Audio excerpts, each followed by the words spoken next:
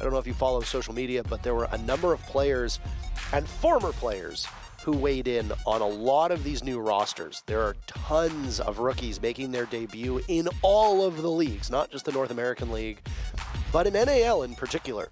3 people who only have a single game at this level under their belt will be competing in this matchup. For TSM, it's Gasher and Snake.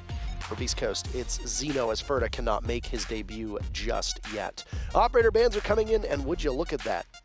Nook banned out, but Lion also a ban. With how potent Lion is in this particular meta, do you think we'll start to see an increasing amount of Lion bans? I do think so, especially maps like Border and Chalet, where you want to get aggressive on the entries and shut down the movement of the defenders. And Chalet is one of those maps that we just mentioned, and Asami also makes a lot of sense because, again, it's gonna help you with the initial entry when you're the attacking side to make it a little bit easier for you. Mira, last defender to fall off the table here. Valkyrie actually being open a lot more frequent now, both today so far and yesterday as well. So IQ could be seen a little bit, Dokkaebi could be played perhaps to counter those cameras as well if you get an early kill advantage. A couple different options to work around. Nomad, of course, as Bolo showing, is open, which some teams do like to bring on Chalet. Not required, but can be a nice little addition, if you will, for that extra map control. Beast Coast got to start off yesterday's matchup against XSET on defense for Chalet, so this is a familiar position for them to be in. Their operator bans were Nook and Valkyrie yesterday, so the fact that you highlighted Valkyrie escaping the ban phase unscathed is definitely a bit of a change. But again, for Beast Coast, as you've pointed out and the desk has alluded to a couple times, you don't want to say, or you don't want to just show off all the goods when you've got a sub playing. No shade to Mark, obviously. You want to save some of those things. You do, and the thing is, Beast Coast started Master Bedroom yesterday, and they're going back here now again, but the one big difference is Beast Coast had Mira open last time they were here against XSET. Today they don't.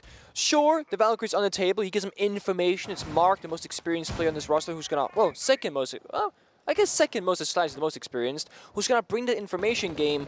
Without those mirror windows, you're going to be a little bit more limited to holding library, as well as the bomb site itself. And it's why Surf is playing very passive this time.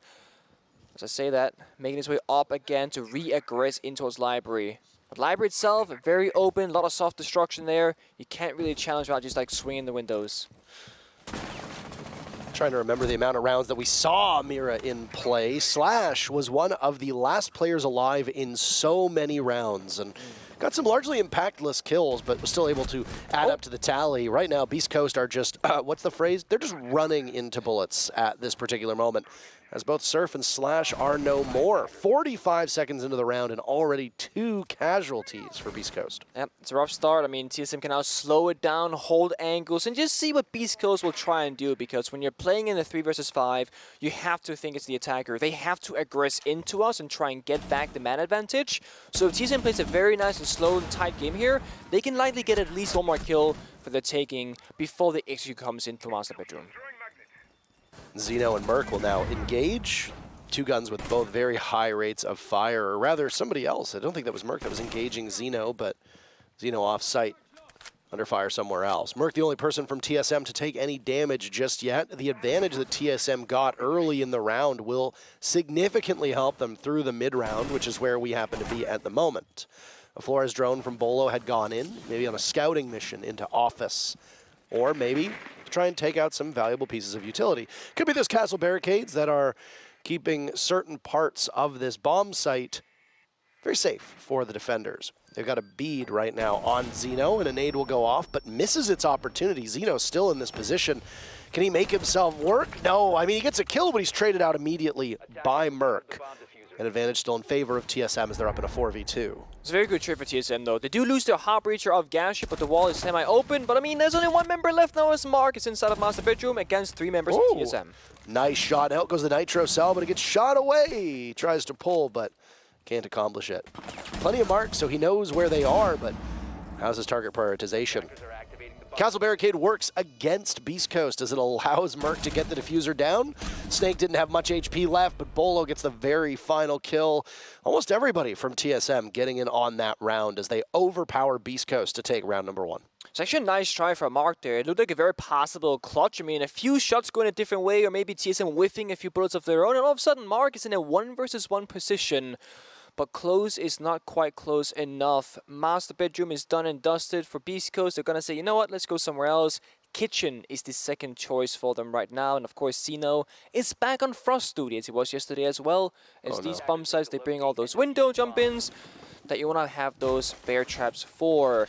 Zeno did get a kill in his very first round here on this on Playday 2, and that's hopefully gonna be a nice adaptation for him, because getting a kill in your first round is always what I say is like the most preferred outcome as a new player. First kill shakes are a real thing. If you go 0-2, you get, oh my god, what if I go 0-3, what if I go 0-4? So being on the board right off the bat, even if it was a trade or a refrag rather from TSM, that's going to take that concern out of his head at least, hopefully. That obviously gets into your head. Newer's had some struggles in his very first stage when he made a debut for OXG, starting off very strong, but then there were a couple games midway through stage 1, if I remember correctly, where he just wasn't up to his usual standards, and he even admitted it in one of the interviews, basically saying that, you know, you get into your own head, you let the pressure get to you. Even Super said the same thing in that very truthful Twitter stream that he had, or Twitter thread that he had, rather. Yeah. So it affects everybody. Well, confidence is probably one of the most important aspects of the game right now, with how aggressive the meta is. Like, if you have confidence in your capabilities, taking gunfights and seeking opportunities, that's how most players, they thrive. And if you doubt yourself going into those situations, you're likely going to choke or have a bit of hesitation. And like at this level of play, even being 1 second too late or like a little bit off the mark is going to cause a massive issue for you and put you at a disadvantage. Snake on the roof again, holding down the rotations of the map while Chief does some entering, this time upstairs in library instead of the basement. It's Anthony and Surf roaming around the map, trying to both stay alive, but also cause some issues and find a couple of drones to slow down the aggression from TSM, as they are storming through library in the first minute of the round. Snake has been a real standout performer for TSM over these 2 games. Obviously, we're only, what, this 11 rounds in for TSM at this point to their new player. Didn't really get to see what he could do at the Saudi Arabian event, as unfortunately, I think he caught COVID after his very first match or something like that. Which is like, imagine flying all that way, playing a single game, and then unfortunately falling to a, well, global pandemic. Pretty crazy stuff. But either way, it's proven his worth here for NAL. And on the role in particular, you expect him to be thriving. It's Gasher, the one who's been more of that support-oriented role. And I mean, you're not relying on him to do too much on the score sheet. This is what you need from him. You need the objective play. It was Merc who guided the diffuser in previously, but now it's in Gasher's hands as one of the panels into Kitchen has been opened up. Yeah, a minute to go here. The wall has been opened, and Snake is holding down the fort of top floor to deny any vertical destruction from the defenders of Beast Coast. Merc has 2 smoke grenades on the Twitch. That's going to likely be used to enable the entry point for the diffuser carrier of Gasher, because Gasher himself is sitting on those flashbangs. Mark somehow has made it inside of office, but Surf gets found out. Rolo finds a second on deletion. And down he goes. Surf and Anthony both fall very quickly, but look at Mark. He catches Bolo. Goes sight unseen. Gasher maybe could have had the trade if he was closer to the lobby, but either way, Bolo still makes some noise, accomplishes his goal, and I think all the air jabs were out as well. Merc here's the telltale sign of Zeno's weapon. Damage is done. Slash is all but finished off. Merc capitalizes off of it, leaving Mark, who was offside as the last player for Beast Coast, and he's no more. Achieved. Slaughters him. TSM up 2-0. 2-0 indeed. Opening kill is really going in their favor, and Mark, well, he did a good job upstairs in getting past TSM's line of where they were holding, but only really finding that 1 kill upstairs. And then while that happened, well, TSM, they hit the side from trophy window and from the breach itself, and all of a sudden having roam presence doesn't matter because the site is no longer. 3rd round on the way. Master bedroom is next. We're gonna go back upstairs. Beast Coast really not prioritizing basement or bar in neither today's matchup or yesterday's matchup against XSET. And I do want to honor them and say trying out a different bomb site priority is something that can be interesting to watch. It can maybe also play out differently as well. But the success that the lack of the success that they're finding is really proving us to be like, maybe they should consider going back to the stronger bomb sites because, well, they aren't winning these rounds. Round 1 was close. It came down to a 1 versus 2, but that's Mark finding so many kills with those Valkyrie cameras. It was TSM fumbling the crossfire. Round 2, as we just saw, not quite close at all. That was Kitchen falling. And BC, they are extending out a little bit here. Shield in the piano double door, Casa barricades in all the windows as before. but again, they can't quite hold library. Mirage not available, Asami's not available. Those two operators are your bread and butter for holding library, and because they're both gone, they have to sacrifice this first opening for the attacking team time and time again. And if memory serves me correctly, we did see a bit of Mira play yesterday for Beast Coast. We did. Maybe that's just me trying to remember a very different Chalet match, but either way, I mean, she's a very crucial operator, especially if you're going to hold upstairs. The bomb site in the previous round was that kitchen dining bomb site on the first floor, but holding bedroom above, which is its own bomb site, is integral for map control. One of the questions that, or the question that was asked was about, oh, well, who's going to get more vertical kills, achieved or slash? If you're going to be attacking that kitchen dining bomb site, you absolutely need to hold on to the vertical presence, which is what TSM did. So, yeah. Mira obviously makes it much more challenging. Third round in a row, and TSM gets the first blood. It's Snake blowing up Slash with a grenade. Slash is not going to repeat yesterday's successes, which is survive till the end of the round. Instead, in this instance, he's going to be the first to fall. Zeno gets an answer back. Down goes Achieved. It looks like Achieved wasn't really equipped or ready for that engagement. It's a nice line of sight here. Feet holes in library wall, and then a head hole there for Zeno inside the office wall. It gives you a nice line of sight that can deny any sort of entries. And she just got caught off guard, not having the full information available there. Terror drone's doing good work. Shield is gone. Rotation to the wall to sight. This time, Gasher hopefully going to get the wall open up, but Surf finds Merc before that can happen. It's the first time all game that Beast Coast has had a lead in terms of numbers. So they need to hang on to this for dear life at the second crack at bedroom. They've used a lot of the clock very effectively and also haven't relinquished control of this top floor. Look at the damage that just got done to Bolo from Zeno, who gets flashed out, but Bolo decides to go in and maybe cut him down to size from another part of the map. All the suppressors making it much harder to locate your target. Instead, Zeno gets aggressive on the window. He knows somebody is nearby, and instead Bolo will get droned on in by himself. Yep. Zeno with so much confidence today, looking much better than yesterday against XSET, but right now with that drone spotting him out, he might be under pressure, under fire here. As Flashman comes out, Bolo gets a nice trade. It's a beautiful team play from TSM. And Zeno didn't stand a chance. Anthony's there for insurance all the way back inside a bedroom, and while the numbers are even, the clock is working against TSM. 30 seconds for them to get the diffuser down. It's in Gasher's hands yet again. Snake posted up. TSM having some difficulties gaining control of the periphery, but Gasher's in, getting the diffuser down. Look at this yet again. If that castle barricade is still there, it is working against Beast Coast for the second time in this match, and the clock will now work against them. TSM was the one that was trying clock management. Snake, a bit of a sloppy play on the library stairs. Mark finishes him off. Surf and the Wamai of Anthony, side by side. Gasher coming back from behind. A big play from Gasher.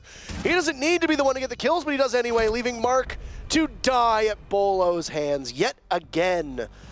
2 rounds that TSM have gotten the diffuser down. Round number 2, they almost got it down, but they won on killing before it could be had. Beast Coast have yet to get on the board. TSM have won all 3 rounds. Yesterday in TSM's game against Mirage on the theme park, as a Gasher's decision-making is very, very impressive to watch, and once again proves that same statement. Instead of going back outside the building and playing for a passive post plant, he recognizes the position with the castle barricade. He pushes deep in towards master bedroom, goes to the flank around, and gets 2 kills off the bat. Because if both Bolo and Gasher played passive outside the building, it's going to be so much more difficult to hold it against Beast Coast once Snake dies and they don't have the man advantage. So once again, Gasher, great decision making. He put up some great numbers yesterday with 10 kills for his team. Right now, he just got the 2 so far in 3 rounds. He's done a great job at the supportive role that he's needed, and then when he has to step up for the fracking role, he shows up as well. Well, you got to throw everything at the wall and see what sticks. We talked about site rotation in the previous round, right before we got into it. They were sticking with what they knew. Yep. Garage shows up. That downstairs bomb site in the wine cellar component. That means bedroom's been played twice, kitchen dining once, garage once so far. If you go to Beast Coast's first defense yesterday, they did the exact same rotation, by the way. Bedroom, kitchen, bedroom, basement. That's exactly where they are today. That means that depending on what happens here on this bomb site, Beast Coast, to round out yesterday's chalet, went to kitchen twice to finish off this first half. Looks like it might be a quick execute for TSM, as with 30 seconds to go, they've already used one of the EMPs from Thatcher, not a pocket EMP. the real deal and have opened up the door to Snowmobile. Yeah, attacker repick right now, just showing how strong it can be. TSM changed 3 members off the lineup. They got the Thatcher on the board, the Thermite instead of the Ivana, and they got the Jackal as well as the IQ. So a bit of a roam clear press with the Jackal. You get some smokes as well. Good gun, of course. Don't really need the IQ here necessarily because you can take a limited take onto the bomb site if you want to, but either way, Xeno looking to get active. Window gets opened up. Bit of a surprise, if you will, as Chiefs use the hammer. But TSM actually going to go for the roam clear here, it looks like. They want to get a little bit of vertical control and presence from Fireplace. There's a nade that'll get lobbed on in, but it's a magnet that catches it. How many magnets are in there exactly? That's the real question. It saves Xeno from certain doom. Mark is now on the hunt. There's somebody nearby. Does he know this? Bolo is ready and prepared.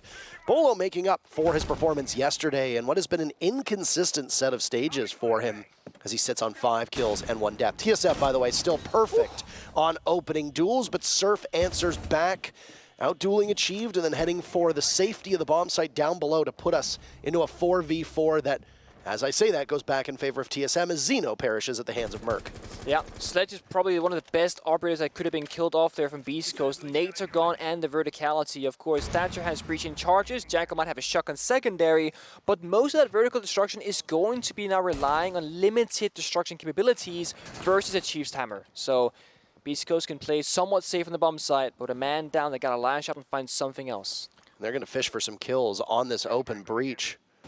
Well, there was Surf posted up, looking for where Merc is going to emerge from. All the while, TSM doing their due diligence on the other side of the maps, consistently opening up those lines of sight that allow them to put more emphasis on these players from Beast Coast. Surf falling off that position now, deciding to challenge onto the stairs.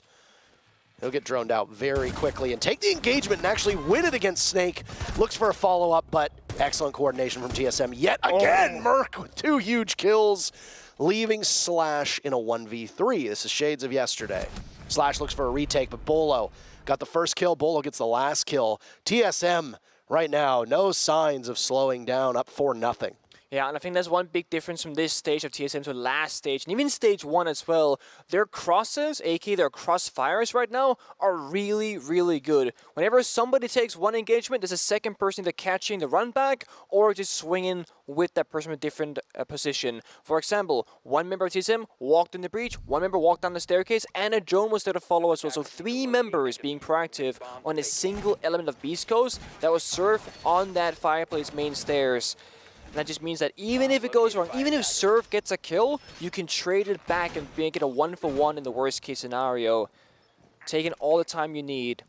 Vitality, the old school Vitality back in Europe, back years ago, used to always plant with like 5 seconds left on the clock, and most people go, that's ludicrous. Why would you not want to plant with 30 seconds left to have a bumper, or a buffer rather, for like if a mistake happens? But you can also argue that if you plant with 5 seconds left, you take in all the time you need throughout the various stages of the round to ensure you're in the perfect position once you're in that sub 5 seconds category. TSM are playing a slower paced game than what we usually see from them, but they're also taking more cautious steps along the way, and they're getting through the objectives and the maps and the steps of the round much, much safer, which, of course, they've only played 2 games, one against Mirage, second one right now against Beast Coast. You can argue they are weaker opponents, new rosters, you know, Mark playing instead of Ferda, but still, playstyle-wise for TSM, it seems to suit them so far.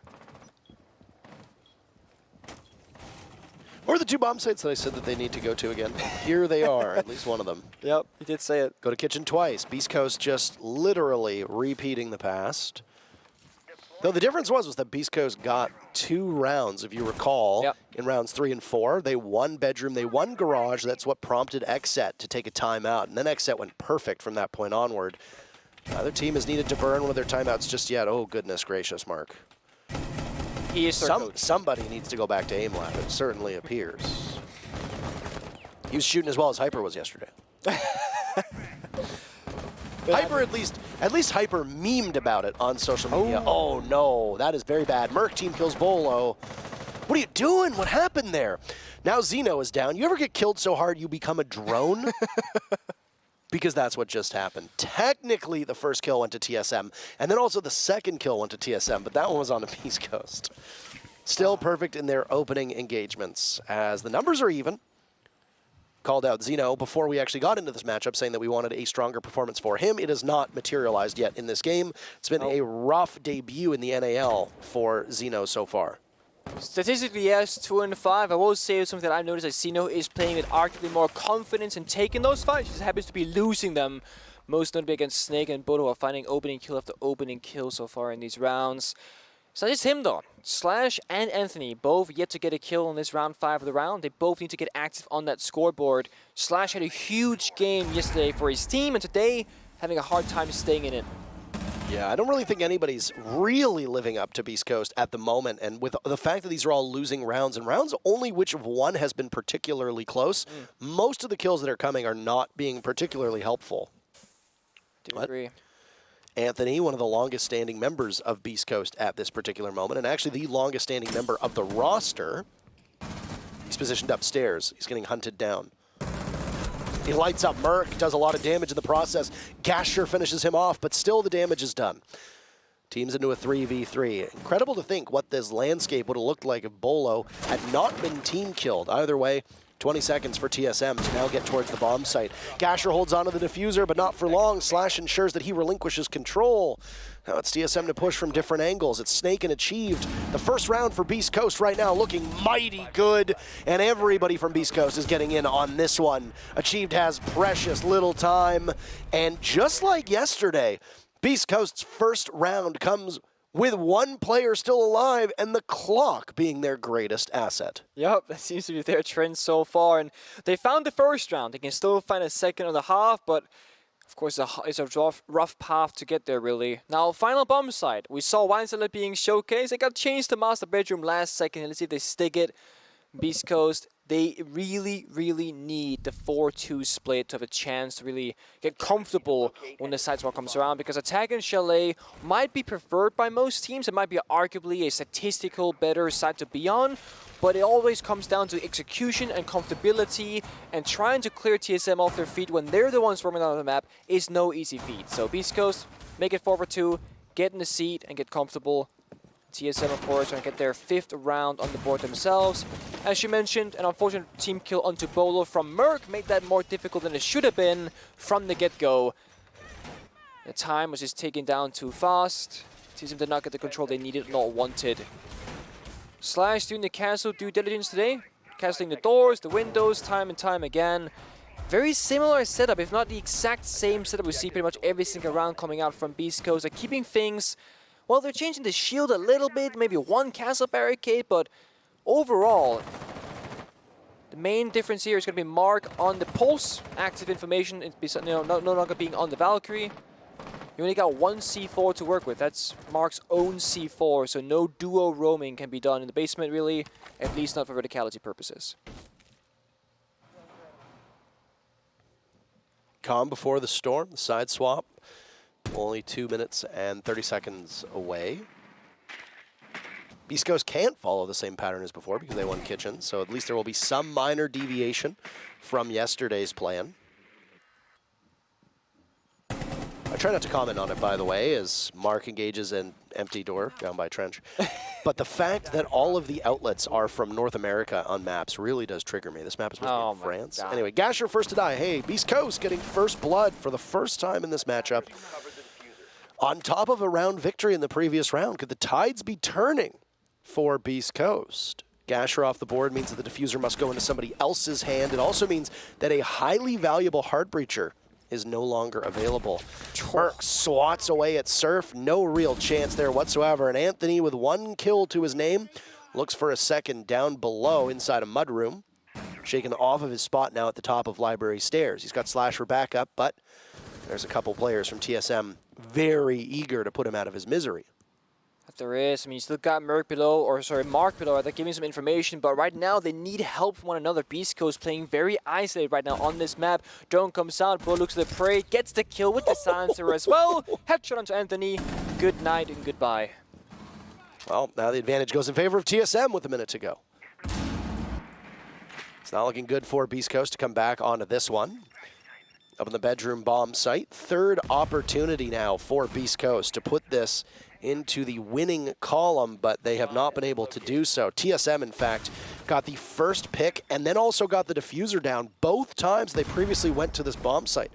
Obviously, they're not going to get that diffuser down, and they can't just waltz in the same way they did before because they have no hard breacher at their disposal.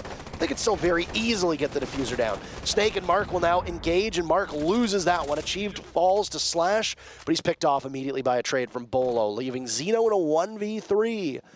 The hot new pickup. Highly touted. He'll engage. Walking up ever so slightly, and he picks up on 2 huge kills. Sloppiness from TSM, but Mark bails them out.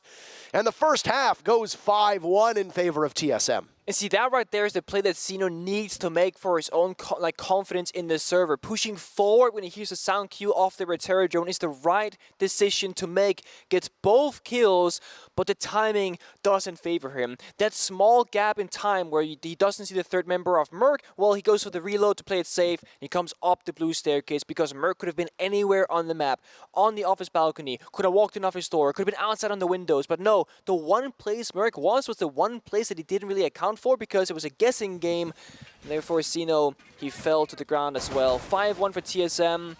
The question was, who will be more effective in vertical play, Slash or Achieved? Well, right now, Slash is on the hard breach of Ace. Achieved was on Sledge, but only got 4 kills, so Slash is 2. So, in this case, I don't even know if we have seen many vertical kills at all, actually. It's been quite a horizontal fight of Chalet. The vote is pretty lopsided, I would say, though. 8% for Slash, 92 for Achieved.